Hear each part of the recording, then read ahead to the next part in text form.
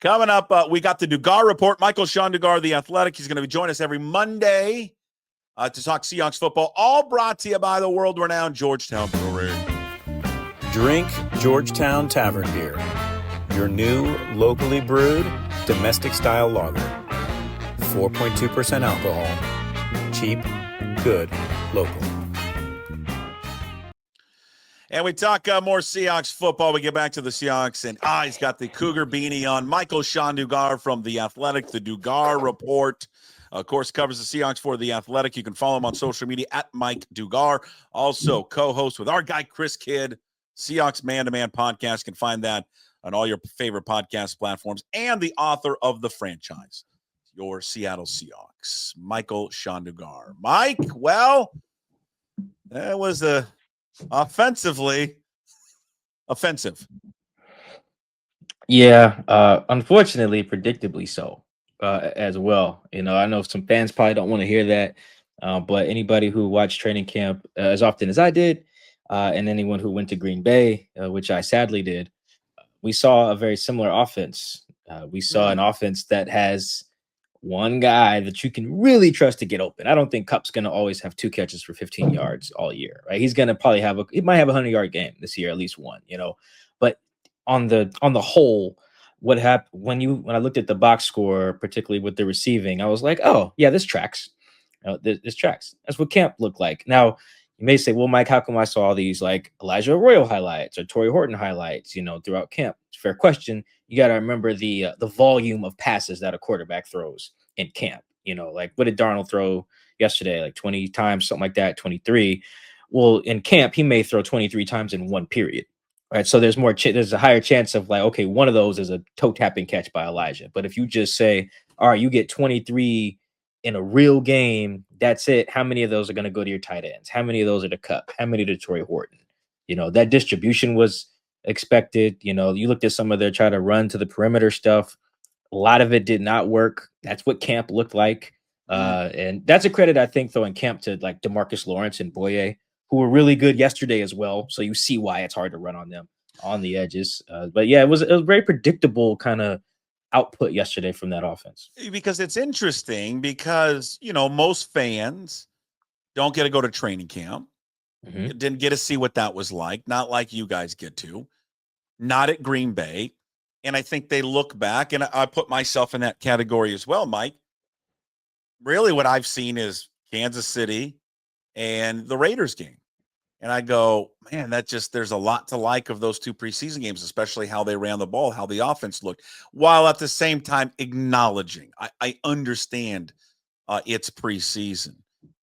I didn't think that they would run the ball like they did in those games, but, you know, 84 yards on 26 carries. And I think you and I so that was disappointing. They just never really established the running game. And, you know, the quarterback just wasn't productive, and there just wasn't a lot there.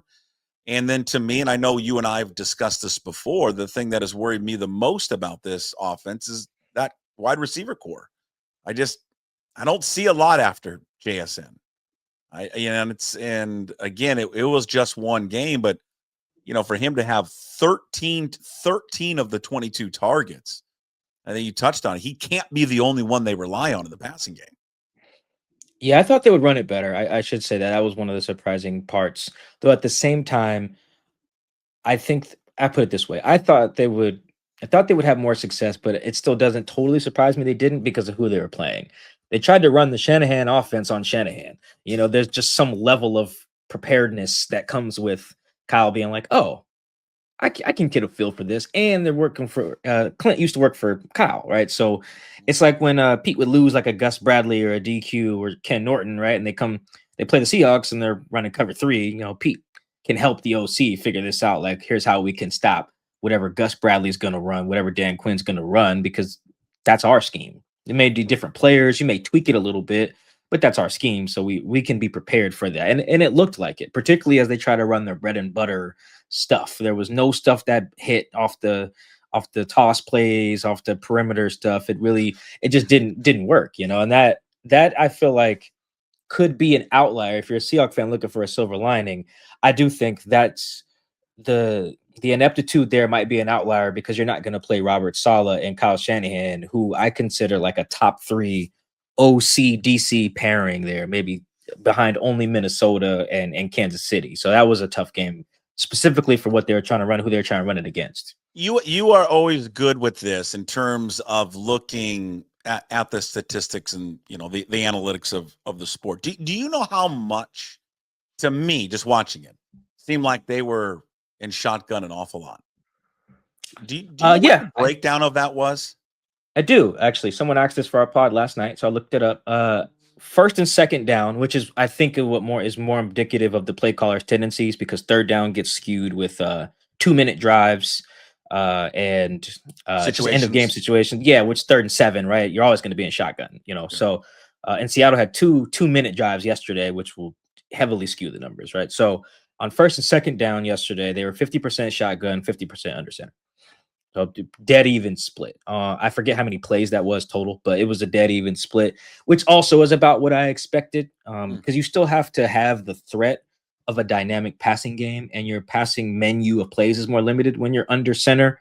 You saw that too. San Francisco was pretty much ready for all of their under center throws, whether it was play action, whether it was traditional 1980s 7-step drop and throw stuff. They were ready for all of it. So it was pretty even, but that also, I would say, reflects training camp and preseason. This offense is going to have shotgun, just like the Niners running the same offense right out of it as well. It's just how well you can block it up and how dynamic your pass catchers are when it's time to throw. Yeah, it seemed like a lot more. I guess I would say this, more than I expected. Yeah, I could see that. Because this is kind of billed as a under center, use a fullback, like smash mouth thing. But you can't totally live in that world, because I think there's a lot of reasons. But to keep it simple, I do think it's the passing menu. Like, how much stuff can we really run with 2 running backs on the field, only 2 receivers, 1 tight end from under center? Like, can we be explosive in that world? The answer is yes, because Sean McVay and Kyle Shanahan pull it off. But it's very difficult unless your fullback is a very good pass route runner, and unless your running back is a very dynamic receiver as well, which the Niners have. What did McCaffrey get yesterday? 10 targets? Like, there you go. Mm-hmm. That's how you pull that off. Otherwise, you're going to have to run it a lot. It was very, I guess, Sam Darnold. He was 16 of 23 for $150. You would ask me how he looked, I'd say, meh. It wasn't all his fault, nor was it dynamic. He did have a nice throw there, on that final drive that ended up, hitting JSN down the sideline. So I don't even know how to take a step back and look at his performance. I'm not sure if it was him or the play calling or the offensive line or just really the wide receivers. Were they getting open? But looking back at the game, what do you think of Darnold's Week 1 performance? I watched the game in full, the condensed broadcast copy. That's about 37 minutes. I watched that last night. I'm about halfway through the actual film of the offense. But in general, I think yesterday was emblematic of what they want to be, but it also exposed the flaw in that. They don't want Darnold to have to be their best player on offense. Right? That's understandable, because to ask that of him is how everyone gets fired eventually, right? Like that, we know how that story goes. Their whole thing is, we don't need Darnold to be Superman. We just need him to play point guard, get the ball to such and such and such and such, manage the game. And when it's go time, make a couple big time throws just in case we're down or we need to run a 2-minute situation. And he largely did that. The problem is, and this is where the exposure comes in and why people like me and others outside Seattle aren't too high on the Seahawks, is to make that work against good teams, you need a lot of good players around Sam Darnold at every position. Like, to be a point guard, they basically asked him to be like a point guard on an NBA Finals team. Well, he needs to be passing it to like some all-stars, like passing it to some all-NBA players. He can't just be passing it to Joe Schmo in the corner for 3 every time, right? And that's kind of how their offensive talent is set up. Because you look at, like, Sam, for example, said Purdy's kind of who taught him, like, hey, just a point guard, get the ball to your guys and let them cook. That sounds great coming from Brock when his players are Ayuk, in shape Debo Samuel, George Kittle, Christian McCaffrey, then it's like, well, yeah, just get the ball to your guys and let them eat. That's a lot different when get the ball to Jackson, AJ Barner, who I like actually, rookie Elijah Arroyo, 33-year-old Cup or whatever. Like, you know what I mean? It's not the same thing. So I think that's where the flaw in their plan can come into play. 3 plays in, I lost a $20 bet to the degenerate gambler by the name of Jim Moore. You know him as the go-to guy because I said that foolishly, Jalen Milroe's not going to come in. They'll use him in the red zone between, he'll never come in between the 30s. 3 plays in, they bring him in. They used him early, but that kind of was it. And I think back to the 4th and 1 play, why use them so early in the game? Why not then when you decide to kick the field goal late? Why not just use them there? Yeah, I thought first off, I think the whole Jalen Milroe being Black Taysom Hill usage is just a terrible idea in general. Which is basically what they're doing. There's no chance the Niners thought he was going to throw the ball on that snap. There's no chance, right? Because that's how they're using him. Even though on draft night they were asked specifically, like, "Hey, is this basically your Taysom Hill?" And they were like, "Nah, he's a quarterback." It's like, okay, buddy. And then that's how they exactly used him. Exactly how you use him. A tush push in the preseason, and then come in and just run QB power randomly on the. Come on, man! Don't lie to us. Don't insult our intelligence. And then you run an AJ Barner tush push, I believe, on the second drive of the game or the third drive, and then you go to neither one of those things on 4th and 1. So I just think that's where they're overthinking this. They're overthinking this. I actually see the logic behind kicking the field goal on 4th and 1. I do, just generally as an idea, even though I'm a never kick guy. But I'm against it when you have Jalen Milroe and you've been repping that stuff, and we've already used the AJ Barner tush push with great success. It's like, why are we going away from those things? We're supposed to be this physical smash mouth football team. Couldn't agree more, and on all fronts, because I'm not one of those guys when they lined up for the field goal saying that's the worst decision ever. Their field goal kicker's a mess. Defense has played okay. I mean, it's played good. You're thinking, all right, we get a stop, win the game 13-10, and everyone goes home happy. But yeah, to your point, if you're gonna do it there, then do it. What's the point of activating him? That's what I'd like to know. What's the point of activating him if in a situation like that, if you can still keep hope alive for a touchdown, use him there rather than the 3rd play of the game, and it would have saved me money too. Yes, that's the all important thing there. Yeah, I've just never been on board with the Jalen Milroe pick because I think it's a square peg round hole situation for the scheme itself. I just don't think he's a fit. Like, you can see it. You can see they have to run totally different stuff. You don't even like it long term. No, not with Kubiak, not with this scheme. I just think square peg round hole. I just don't think that works. I think if you got to have like a Greg Roman type of guy who was Lamar's OC, the first MVP. He was Kaepernick's OC in San Fran, like a quarterback run game expert. He was even Tyrod Taylor's OC in Buffalo the year they won 10 games, I believe. So like the mobile quarterback, get him involved type of guy, not the West Coast timing, throw the dig route. So that's not Jalen. It's not. So, and I think they're seeing that. We're like, well, how do we use this guy? How do we make what he quote unquote does well come alive? Well, just don't right now. Possess the ball. You know what it comes down to, Puck?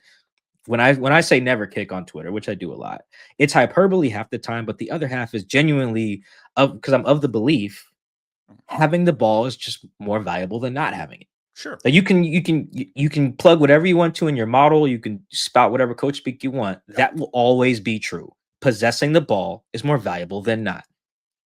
So if I was going through the math, I'm a head coach, like how valuable right now is having the ball versus whatever they'll do when we don't have it.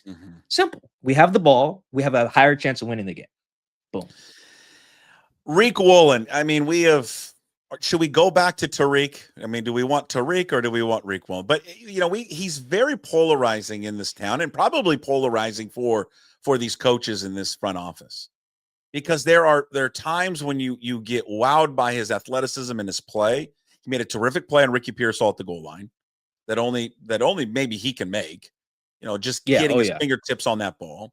But that later the miscommunication or not sticking with Pearsall in the long on the long pass play, the touchdown to the tight end who just kind of came out of nowhere after Kittle went down. This is probably why, at least from their perspective, why they have not yet pulled the trigger on doing anything with a contract situation.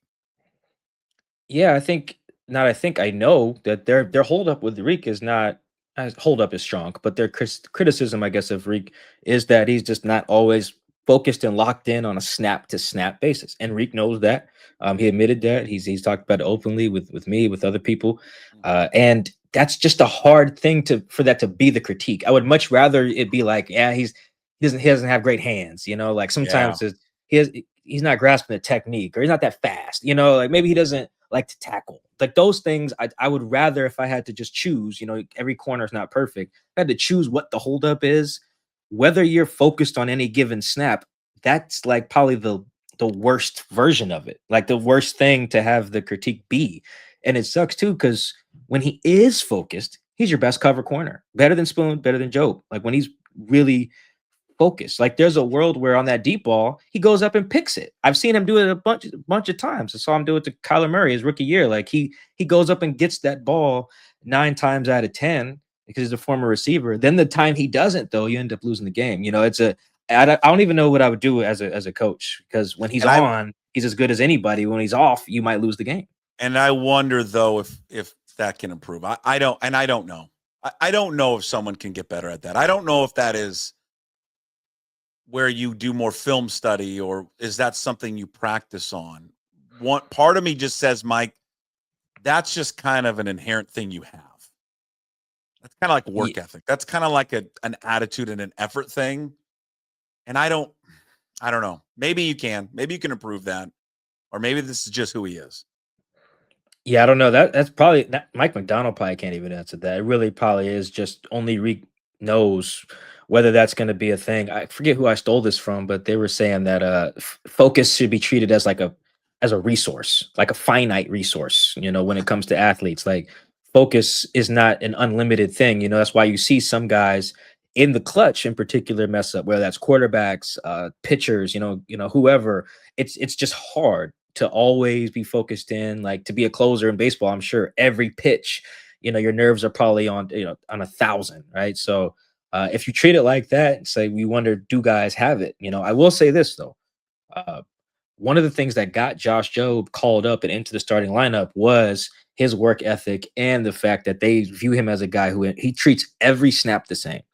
Treats every snap like the ball is coming, whether it's in a walkthrough, practice, or in a game. And I do think that if you're Mike McDonald and you're wondering, okay, what is our alternative if we want to not rely on Riq as much, which I don't think they're considering. But if they do, you might feel good about the fact that, like, even though Josh is not as good a player, the thing that we love about him is the thing that the other guy lacks. Like, it's the exact thing that we need, is just play to play, locked in focus. And that's hard. I coach at the youth level in a bunch of different sports. And I think you can see the kids that always bring that attitude and effort versus the kids that don't.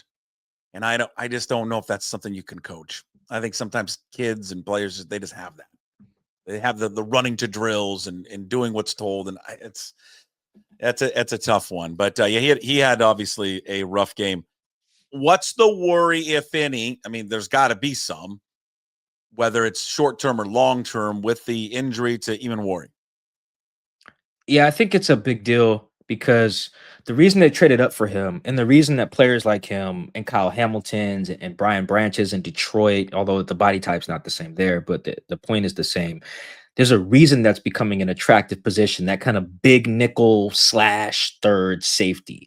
It matters because the body type is unique. It's not even as much as a skill set thing. It's like you just got to be built a certain way. Like Spoon can play nickel, but he's still like 185 pounds, right? Like the football doesn't have weight classes, so to speak, but it does, like boxing at the same time, right? So when you lose Nick, it's like, okay, it's just because Nick's super talented that this sucks. It's like, we legitimately just don't have anyone who can play that, which is why we traded up for him in the second round. So I do think that's going to take quite a bit of tweaking. It's going to basically require, say, hey, Spoon, can you just play like you're 220 pounds? And now if there is anyone on the team equipped to do that, it probably is Spoon. but you wonder if you're still getting the best out of Spoon because he's still a really good outside corner. That means relying on Riq and Josh a little bit more. There's just ripples as we saw last night. It meant playing Ty Okada, who gave up a touchdown. There are a lot of ripples because of the uniqueness of Nicky Manwari. It's very similar to those Seahawks teams when they lost Cam Chancellor. It wasn't like Cam was this all-world talent all the time. It was just he's 6'3", 230. We just don't have that. We don't have that in a Deion Bailey or Deshaun Shedd or whoever the hell else they're putting out there. And that's a similar problem to what they have now, even though Nick's not, he might be their 5th best DB. If you would have told, like, if I was showing a game to someone who had never seen the Seahawks play before, and we sat down and watched it, my guess is that person who had never seen the Seahawks play before, didn't know anything about the Seahawks, I think that person would say, well, it's clear to me that Zach Charbonnet is the starting running back versus Ken Walker. What did you make of the Charbonnet versus Walker comp yesterday? Yeah, I thought that, well, this is what's a poor setup for Ken and fantasy owners of Ken Walker like myself, is that the important stuff. Yeah, well, Ken's he's not the third down guy. And in either scenario, whether you're passing it or you're short yardage, so that's a problem. Then he's got to be the early down guy, and then the early down blocking's got to be there, which it wasn't. So it's just a lot easier to phase that guy out because then Zach can also do the early down stuff. I had people texting me yesterday. It's like, hey, Mike, is Zach RB1? My editor hit me on Slack during the game. He was like, is Ken hurt? Like I can see you're correct. If you just kind of are paying attention from afar, you're just like, oh, they just phased Ken out. I don't think that's the case. I think that when it's rolling, they'll both get a lot of touches. Because yesterday, I think one of Zach's runs was really like a swing pass. It just went backwards. So it got counted as a run. So if we take that out of the sample, you have 11 carries for Zach, 10 for Ken. That's not this huge disparity. But early on, it was skewed. Hey, there's a thumbs up on the video. At one point, it was like 7-2. Like on that scoring drive, that was like all Charbonnet. Yeah, it was. It balanced out. But that's why they play a full game, right? I think it will balance out. Sometimes Ken will be heavy, and then Zach will maybe close it out. I do think what stood out yesterday for both running backs. I haven't fully finished charting it. Like I said, I'm only halfway through. I don't think either one of them did a good job breaking tackles yesterday. I thought the Niners tackled, to their credit, really well. Like Ken had a swing pass in the flat. I'm thinking, oh, this is going to be a big play. And 53 just dropped him. Like just clean dropped him, It was like second down. I think that's what really stood out, because if their scheme works well, you get Zach and Ken matched up against nickels and safeties. And those nickels and safeties tackled really well yesterday. And I thought that was their running backs coach KP is probably on them today. Like, hey man, like these guys did their job on some of these plays. Now we got to deliver. We can't let guys with single digit jersey numbers or numbers in the 20s and 30s bring us down in space, which is what happened yesterday. I think, and I wrote in my notes to open up with this because I wanted to open up this conversation with what you wrote at The Athletic, because I think you nailed it of why San Francisco was the better team yesterday and why they ended up winning the game. And now I'll close with it. But Mike writes, and if you don't have an Athletic subscription, go get it now, athletic.com. If you love, Mike does a great job of covering this football team, and there's so much great content at The Athletic. Your money well spent. He wrote, the Seahawks opening loss to the 49ers on Sunday afternoon was a perfect example of how simple the game of football can be. I love that because, God, do we overcomplicate sports, and especially this one. Schemes are important, sure. Pre-snap reads and post-snap adjustments can prove critical in crunch time. Talent and toughness are generally prerequisites for success. But when the game is on the line, as was the case in the Final Frame Sunday, the difference between winning and losing is often determined by players being prepared for the magnitude of the moment. The guys who are equipped to execute to win their one-on-one matchups are the ones who earn the right to celebrate. The 49ers were well-equipped in the waning moments. The Seahawks were not. Exactly. It's better players for San Francisco made the plays to win the game, and the Seahawks players did not. Yeah, and I would extend, I quote Ernest Jones in there. He said, he tried to, help Riq out a little bit and say it shouldn't have come down to those 1 or 2 plays. And the coaches and players always say that, but I disagree. I think that when you're set up the way the Seahawks are, where you're probably not going to just overwhelm the opponent with talent, most of the time, that's just not going to be the case. The way the roster is set up, it comes down to a play or two. Think about not you, just in general. Think of you Seahawks fans. Think of your favorite player in Seahawks history, and the plays you love from them the most. Outside of probably Marshawn's Beastquake, it's probably a crunch time play. It's probably a catch, a tackle, a turnover in a big moment.